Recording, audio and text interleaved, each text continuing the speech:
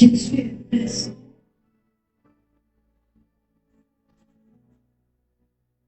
Le Seigneur est présent. La Bible déclare que celui qui s'approche de Dieu croit que Dieu existe.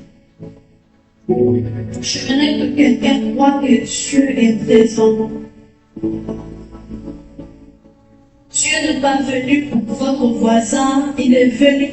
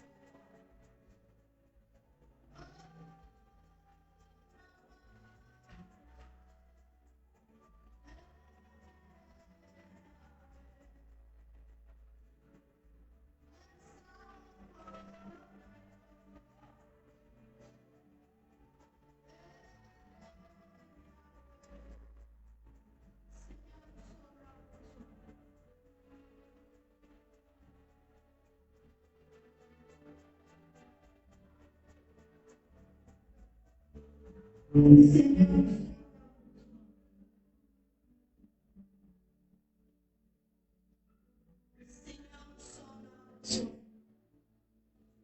merci pour ta présence. Les dieux qui ne manquent jamais au moment de vous et présent. Lorsque son peuple se réunit pour le chercher, il est présent. Il répond à la prière, il répond au rendez-vous. Et ce soir, il va te voir. Si tu le crois, tu dis Amen.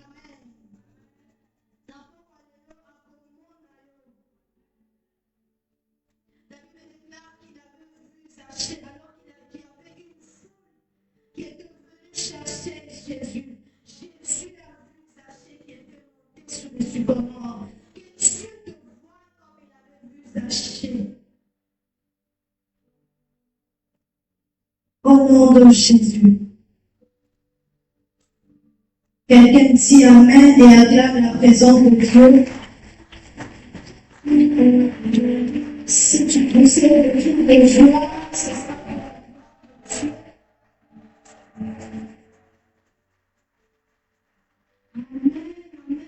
Amen. Que Dieu soit béni. Nous sommes aujourd'hui quelqu'un connaît la date? Le 14 avril 2024. Amen. La Bible dit, fatigué, mais poursuivons toujours. Deux fois le corps de démon était reposé, mais tu te dis non, non, j'aime rendez-vous avec le Seigneur. Je dois chercher Dieu. Et je bénis ta présence ce soir. Quelqu'un avec moi? Amen. Je bénis le Seigneur pour cette opportunité. Je dis merci au pasteur pour cette confiance renouvelée en ma personne. En tout cas, je ne le mérite pas. C'est la grâce de Dieu qui m'a localisé. Amen. Et je prie pour que je sois un canal de bénédiction pour quelqu'un ce soir. Que je ne sorte pas, que je ne sortis pas de vous êtes venus. Que ces temps ne soient pas perdus. Mais que vous dites, je suis vraiment entré dans la présence de Dieu et Dieu m'a vu. Alors nous allons prendre nos Bibles, nous sommes dans Daniel 9. Nous allons lire du 1er au 4e verset, sauter pour aller du 7e au 19e verset.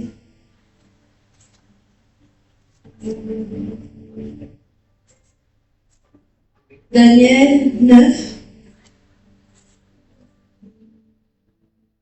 Nous lisons la première année de Darius, fils d'Assuérus de la race de Mède, lequel était devenu roi du royaume de Chaldéens. La première année de son règne, moi Daniel, je vis par les livres qui devaient s'écouler 70 ans pour les ruines de Jérusalem, d'après les nombres des années dont l'Éternel avait parlé à Jérémie, le prophète. J'ai tourné ma face vers le Seigneur Dieu afin de recourir à la prière et aux supplications, en jetant et en prenant les sacs et la cendre.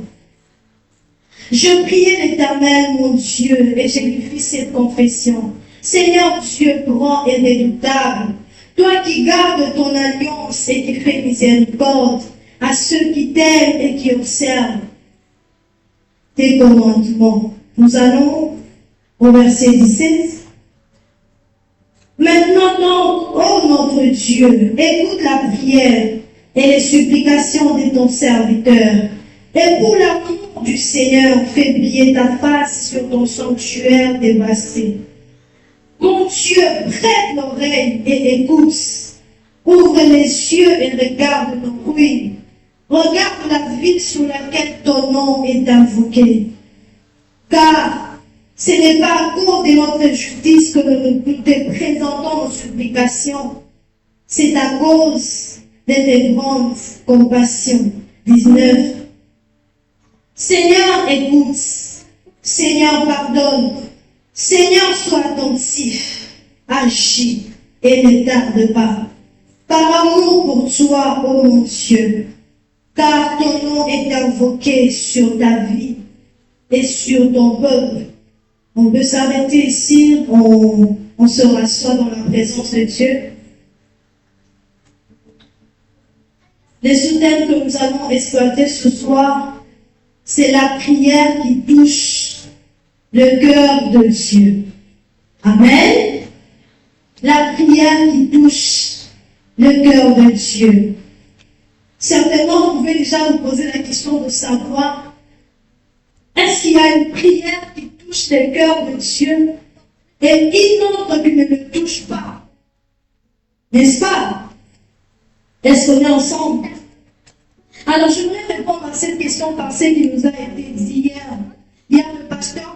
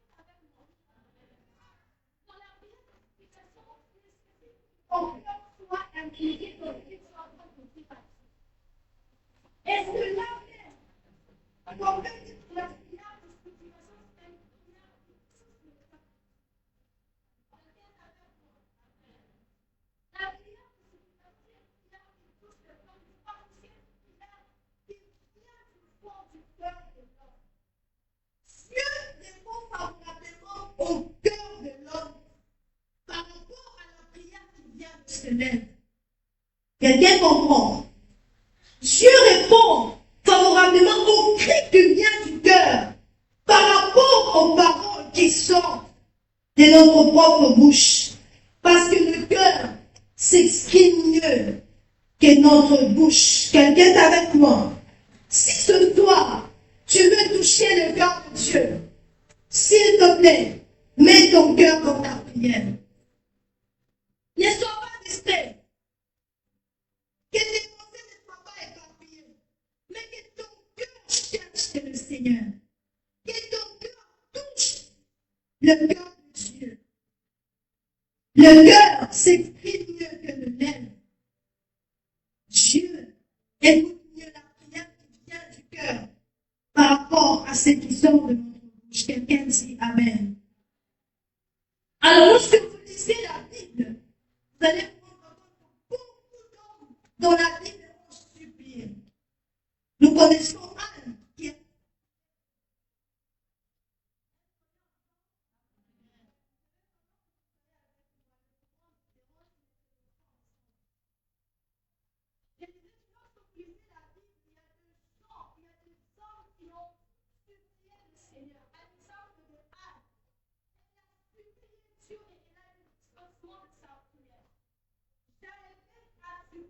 Dieu.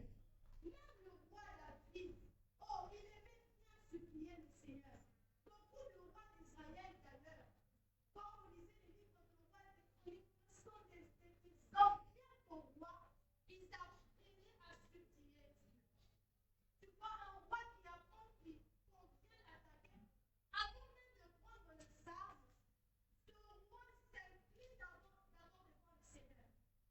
Ce roi se met d'abord à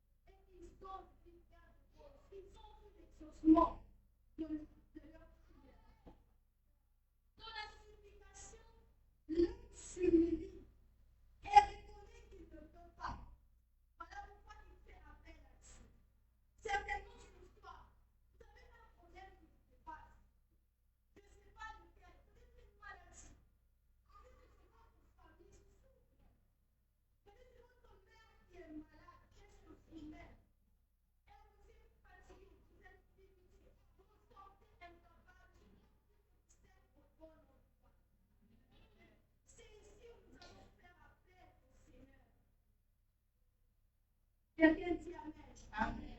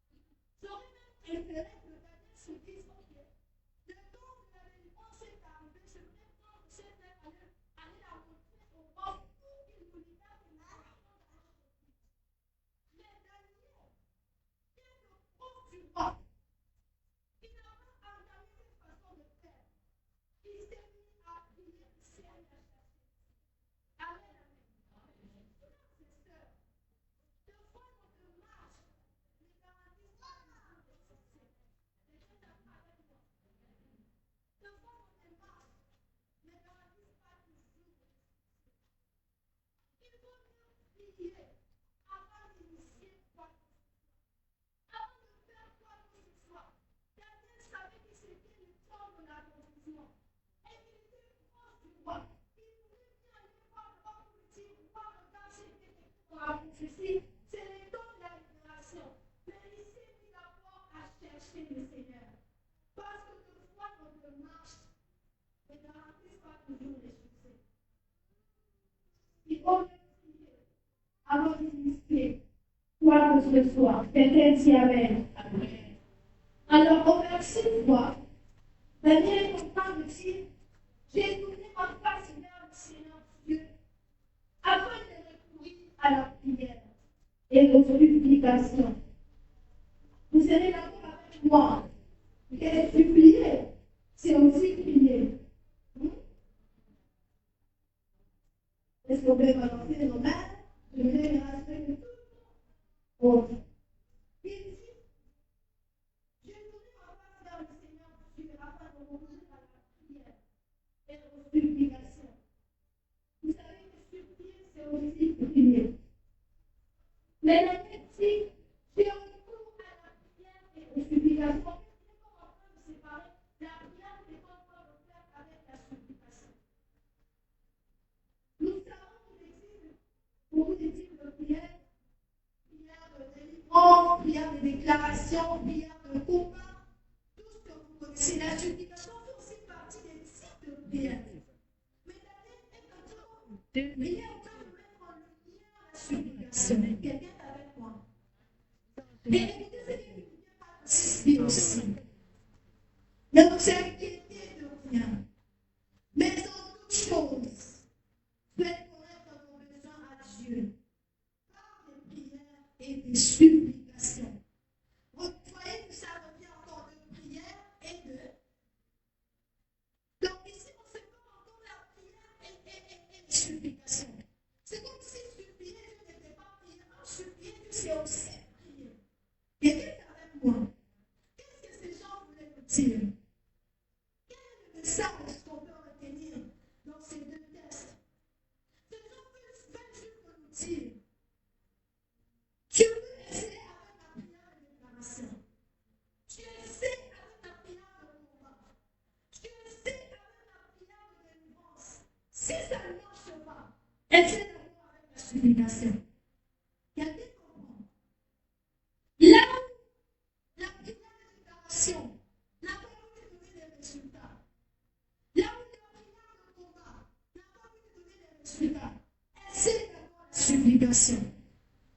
Quelqu'un est avec moi. Essaie d'avoir la supplication. Vous êtes ici, vous avez fait des offrandes. Vous avez prié. Vous avez déclaré. Vous avez chassé. Vous avez tout fait. Rien ne marche. Essaye avec la supplication. Je bénis Dieu parce que ce soir nous allons supplier. La prière et la supplication. Il met en lumière la supplication parce que c'est une prière qui touche au cœur de Dieu. Lorsque l'homme supplie, comme je le dis, il s'humilie. Il veut voir à Dieu que je suis tellement faible, que je suis tellement incapable, que je ne peux rien. Or, la Bible nous dit que c'est dans nos faiblesses que la puissance de Dieu éclate. Quelqu'un comprend? C'est dans nos faiblesses que la puissance de Dieu éclate. C'est quand tu te rabaisses devant Dieu, tu t'humilies, tu lui dis Seigneur, je ne peux pas. Seigneur, je reconnais que je suis limité. C'est dans ta limitation que sa puissance éclate. Je vais dire à quelqu'un, tu as chassé, tu as prié, tu as tout fait. Essaye avec la supplication. Humilie-toi devant le Seigneur. C'est sûr, tu toucheras son cœur. Quelqu'un le croit, dit Amen. Et au verset 4, Daniel commence sa prière par élever la grandeur de Dieu à Jérémie. Il dit Seigneur grand et redoutable. Une façon pour lui de dire Seigneur, nous sommes face à une situation qui nous dépasse, mais toi tu es plus grand que cette situation. Il reconnaît que Dieu est plus grand que son problème. Ce soir, où tu seras en train de supplier, j'aimerais que tu sois conscient que tu te tiens devant le Dieu qui est plus grand que ton problème. Ah, quelqu'un le croit. Que tu te tiens devant celui qui n'échoue jamais. Il n'a jamais failli dans ce combat. Lisez dans la Bible, là où Dieu était appliqué, ils n'ont jamais échoué. Personne n'a jamais échoué. Avec Dieu, c'est la victoire rassurée. Avec Dieu, c'est la victoire certaine. Quand tu seras en train de supplier, crois que ton Dieu est au-dessus de ton problème. Tu peux même aller dire à Dieu, Seigneur, cette situation me dépasse. Je reconnais que je suis incapable. Je reconnais que mes poches sont vides. Seigneur, je reconnais ma faiblesse. Mais toi, ce problème ne te dépasse pas. Amen. Daniel a commencé par élever Dieu. La grandeur de Dieu. Reconnaître que Dieu est plus grand que le roi. Dieu est plus grand que tous. Rien ne dépasse Dieu. Il est le top numéro 1. Est-ce que tu crois en ton Dieu ce soir? Il est celui qui a frayé le chemin dans la mer. Il est celui qui n'échoue jamais. Il est le tout-puissant. On l'appelle Elion. La Bible déclare que rien ne lui est impossible. Cette situation peut être impossible même devant le médecin, mais ça ne sera pas impossible devant mon Dieu. Il commence par élever Dieu. Parce que vous savez, quand vous suppliez, vous ne blâmez pas Dieu. Vous ne dites pas ensemble pour une raison combative. Non, il faut reconnaître qu'il est au-dessus de ce qui te dépasse. Qu'il n'échoue jamais.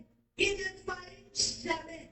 Il a le pouvoir de dire à mort et changer ta situation qui a perduré des années, des années, des années. Rien ne lui est impossible. Et la suite, c'est que Daniel commence à intercéder, vous le trouvez à partir du verset 16, jusqu'à la fin du chapitre, quand l'ange est venu les visiter. Alors, en méditant sur la prière de Daniel, je me rends compte qu'il s'était appuyé sur 4 éléments que nous allons voir. Et c'est ces modèles de prière, de supplication que nous allons adopter ce soir. Premièrement, Daniel s'appuie sur l'amour de Dieu. En verset 17, il dit, maintenant donc, ô notre Dieu, écoute la prière et les supplications de ton serviteur Seigneur, fais briller ta face. Il s'appuie sur l'amour de Dieu. Verset 19. Seigneur, écoute. Seigneur, pardonne.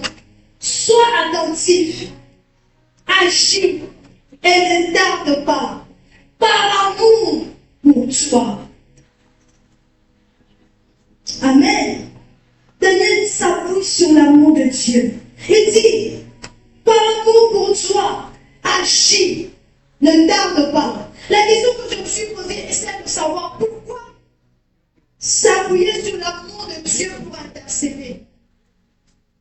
La réponse se trouve dans Jean 3,16 que nous connaissons. La Bible dit, car Dieu a tant aimé le monde qu'il a donné son Fils unique. Vous savez, personne n'a jamais demandé à Dieu d'envoyer son Fils. Personne n'a jamais demandé au Père d'envoyer son Fils. Le Père a envoyé son Fils à cause de son amour. Donc il y a des choses que Dieu donne, que Dieu fait, non pas parce que nous avons prié ou demandé, mais d'abord à cause de son amour. Voilà pourquoi Daniel s'est appuyé sur l'amour de Dieu. Celui qui aime, il donne naturellement. Dieu est amour, n'est-ce pas? Et dans son amour, il est disposé à nous donner des choses. Il est disposé à nous donner même ce que nous ne demandons pas. Parce que Dieu est amour. Il donne. Il a donné Jésus par amour. Personne n'avait jamais demandé. Voilà pourquoi Daniel s'est appuyé sur l'amour de Dieu. Ésaïe 48, 11 dit, c'est pour l'amour de moi. Pour l'amour de moi que je veux agir. C'est Dieu qui parle. C'est pour l'amour de moi. Pour l'amour de moi que je veux agir. Car comment mon nom serait-il profané? Ça c'est Dieu qui parle dans Isaïe. Pour l'amour de moi, je veux agir. Si Dieu n'agit pas parce que tu as prié, il peut agir à cause de son amour. Quelqu'un le croit. À cause de son amour. L'amour de Dieu est inconditionnel. Des fois, lorsqu'il regarde à nos vies, à notre façon de nous comporter, parfois nous ne prions même pas suffisamment. Lorsque Dieu nous regarde, il se dit, comment je peux donner? Mais il regarde en lui-même, il voit son amour et il vient te donner ce que tu as demandé, même ce que tu n'as pas prié. Quelqu'un croit ce soir. Dieu est amour. Il t'aime tellement qu'il ne supporte plus de te voir pleurer. Il t'aime tellement qu'il ne supportera pas de te voir souffrir encore. Si tu le crois, tu dis Amen. Il t'aime tellement qu'il ne veut plus te voir croupir dans cette douleur. Il t'aime tellement qu'il veut te secourir. Des fois, nos prières sont tellement insuffisantes pour que Dieu agisse. Il le fait par son amour. Elle a chanté, elle a dit, Zamba me menanga makamo, bangambo oyo ngamo na milukela. Et à chaque fois que je pense à l'amour de Dieu, je m'imagine un père avec son enfant. Voyez avec moi un papa qui achète un jouet à son enfant. Il dit à l'enfant, allez, ne gâche pas ce jouet parce que ça m'a coûté beaucoup d'argent. Vous connaissez les enfants, une semaine après, l'enfant casse les jouets. Et l'enfant se met à pleurer à maman. Les papas fâchés, il peut regarder l'enfant et se dire, je ne peux plus t'acheter. Mais parce qu'il voit son enfant pleurer, papa, il va comprendre le même jouet que l'enfant a cassé, il arrange. Si c'est difficile à arranger, papa peut même aller au-delà, acheter un autre jouet et donner à son enfant. Parce que papa aime l'enfant qui n'aime pas le voir pleurer. Quelqu'un est avec moi. Et comprend que Dieu est d'amour.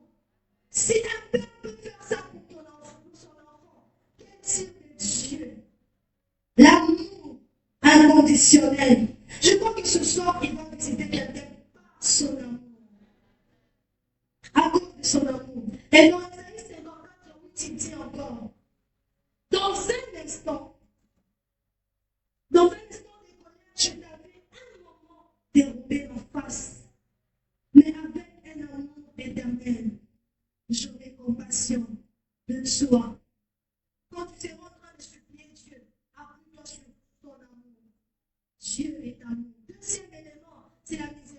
de Dieu. Au verset 16, il dit, Seigneur, selon ta grande miséricorde, exauce la prière. Quelqu'un a dit, la miséricorde, c'est la corde que Dieu lance à l'homme pour le sortir de sa misère. C'est cette issue que Dieu demande alors que tu es perdu, alors que tout ne marche pas. Dieu vient t'indiquer le chemin. C'est cette porte alors que tu es dans la misère, cette corde que Dieu te lance. Essayez d'imaginer quelqu'un qui est dans un trou noir. Dieu lui lance la corde pour le sortir de sa misère. Ça, c'est la miséricorde de Dieu. Des fois, c'est indépendamment de ce que nous faisons, mais parce que Dieu est miséricordieux. Il n'aime pas voir ses enfants souffrir. Il n'aime pas voir ses enfants pleurer. Troisième élément, c'est la compassion de Dieu. La compassion de Dieu. Est-ce que tu peux répéter la compassion de Dieu? C'est cette capacité de Dieu de ressentir ta douleur et de venir te secourir. Dieu ressent que tu as mal. Il ressent ça aussi. Et il ne reste pas indifférent. Il vient te secourir. Dieu n'est pas comme les hommes. L'homme perd par sa compassion. Quand il te regarde, il pense à Mawa. Mais il ne peut rien faire pour toi. Amen. Mais Dieu, quand il te regarde, il te voit pleurer. Non seulement qu'il a mal, mais il vient te secourir, te sortir de cette situation compliquée. Ça, c'est la compassion de Dieu. Et Daniel s'est appuyé sur la compassion de Dieu. Le Dieu qui est capable de ressentir notre souffrance. J'aime Jésus devant la mort de Lazare. Il a pleuré. Il a pleuré. Ça, c'est Dieu. La compassion le pousse même à pleurer avec toi, à partager ta souffrance. Mais il ne s'arrête pas là. Il va au-delà. Il te secourt. Quelqu'un croit ce soir que Dieu va le secourir. Dans Psaume 109, 103, pardon, 9, 10, 13, il est écrit, il ne conteste pas sans cesse. Il ne garde pas sa colère toujours. Comme un père a compassion de ses enfants, l'Éternel a compassion de ceux qui me craignent. Je vais vite, on va prier. Verset 18. Daniel dit, ouvre les yeux et regarde nos ruines. Regarde la vie sur laquelle ton nom est invoqué. Daniel dit à Dieu, regarde, est-ce que Dieu ne voyait pas? Dieu voyait, mais il peut attirer l'attention de Dieu. Il est en train de dire à Dieu, j'ai comme l'impression que tu ne vois pas. Seigneur, regarde, ouvre les yeux, regarde l'état dans lequel nous nous trouvons. Ce soir, je veux encourager quelqu'un. Dis à Dieu, regarde. Seigneur, regarde-moi. Regarde ma vie. Regarde ma situation. Regarde ma honte. Regarde mes calomnies. Regarde mes critiques. Regarde ces chômages. Regarde le moquerie. Regarde, Seigneur. Ouvre les yeux et regarde. Frères et sœurs, lorsque nous venons prier, les gens nous regardent. Le voisin nous voit. Il voit que tu vas à la montagne. Il voit que tu vas au mois de prière. Parfois aussi, ils attendent voir que ton Dieu a agi. Parfois aussi, et par moment, lorsque il voit que ta vie ne change pas, il se permet même de venir encourager. Il vient même te demander, est-ce que nous sommes là? Non, la différence, c'est un peu l'église, c'est il nous voit. Où est la différence entre ceux qui prient et ceux qui ne prient pas? Il faut que tu dises ça à Dieu. Daniel a dit, Seigneur, regarde. Ouvre les yeux et regarde. Frère, les gens te voient quand tu viens prier. Alors il faut que tu dises à Dieu, Seigneur, il me voit. Agis. Même à cause de ceux qui me voient à l'intime. À cause de ton amour. À cause de ton nom. Quatrième élément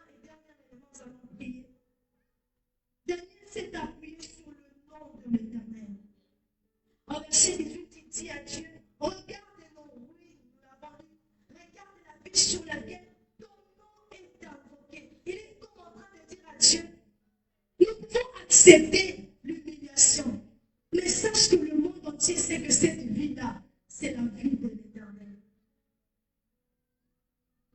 Je suis en train de dire à Dieu, Seigneur, je peux accepter la honte, mais sache que les gens savent que je prie les dieux de la vie.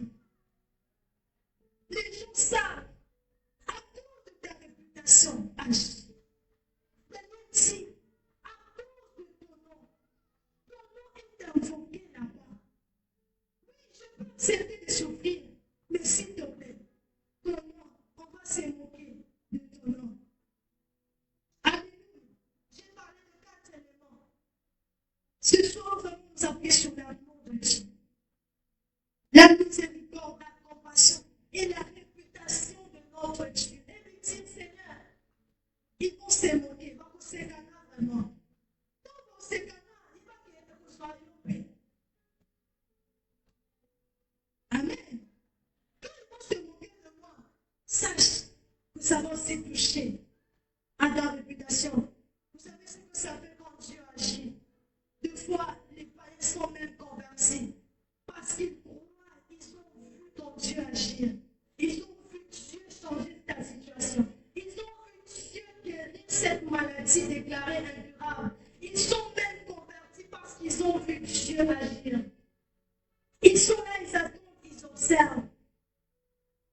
Je voudrais que ce soir, que tu t'appuies sur ces 4 choses.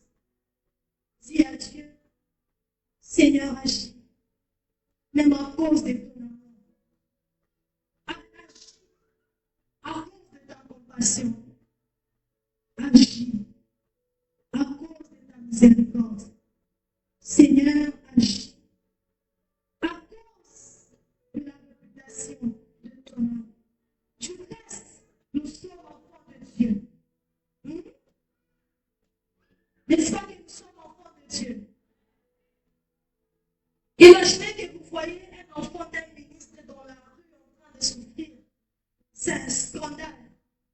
On ne va pas blâmer d'abord l'enfant, on va blâmer le père. On dira que non, mais c'est papa qui est responsable. Il a laissé son enfant dans la rue alors qu'il est ministre. Que dire de Dieu qui est notre père? N'est-ce pas que nous disons qu'il est le papa le plus responsable? Dis à Dieu, je sais que tu es responsable. Moi, je suis ton enfant. Ne permets pas que les gens se moquent de ton enfant que je suis.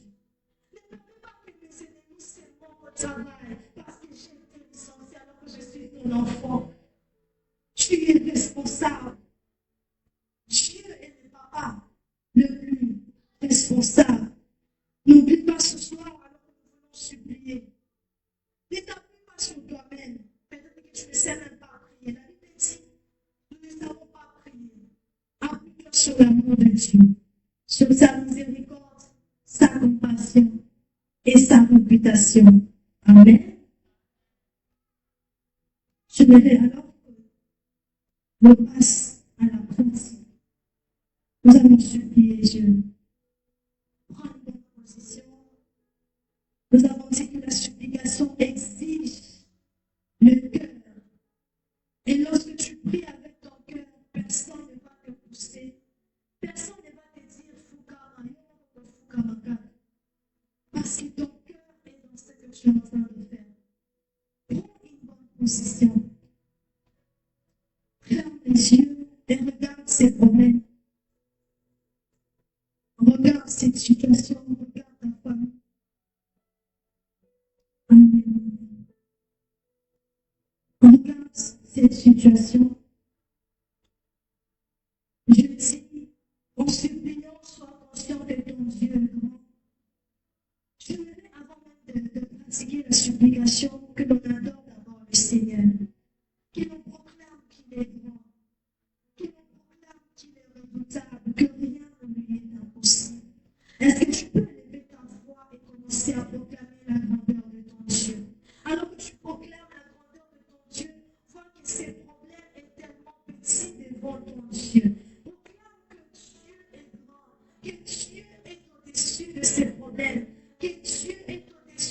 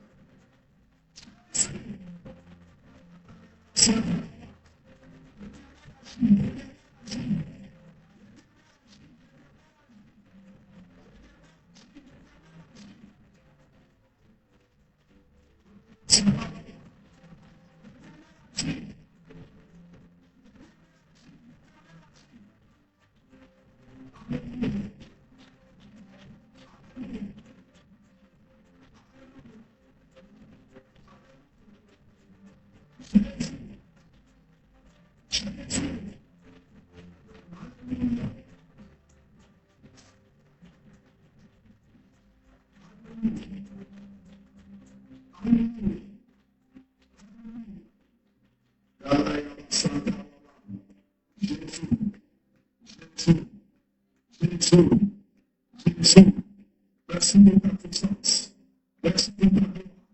Merci pour ta présence. Merci pour ta guérison. Merci pour ta guérison. Je te déclare malade, et sur la famille a été. Et sur la dame a été. Et sur ta famille a été. Et sur la dame a été.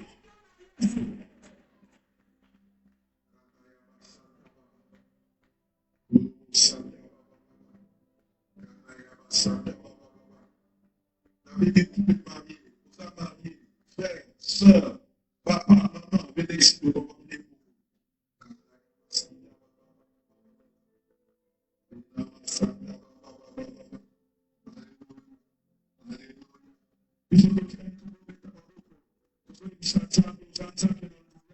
merci pour ton action, merci pour ta présence, merci pour ta puissance, merci, merci, tu es là, tu es là, tu es là, tu es là. Annoncez, annoncez. Annoncez.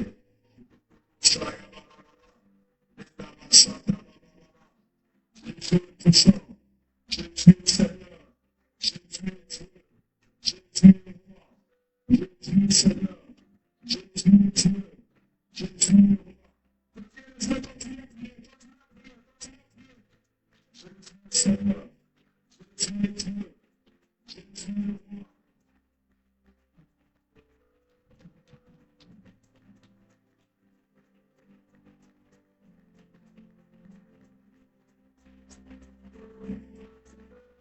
Alléluia. Alléluia. Le Seigneur m'a révélé beaucoup de choses sur le couple.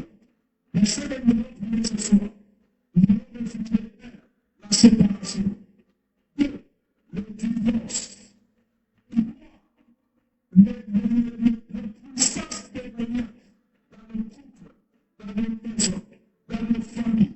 Ce sont les trois choses qui ont révélé le tout. Mais avec le temps, on le parlera. Mais pour nous, on est d'accord avec un ça, toi. Nous avons la vie, frère. D'abord, on va couple de nous. Les gens de tout hier, on avait parlé. Aujourd'hui, j'ai vu ça.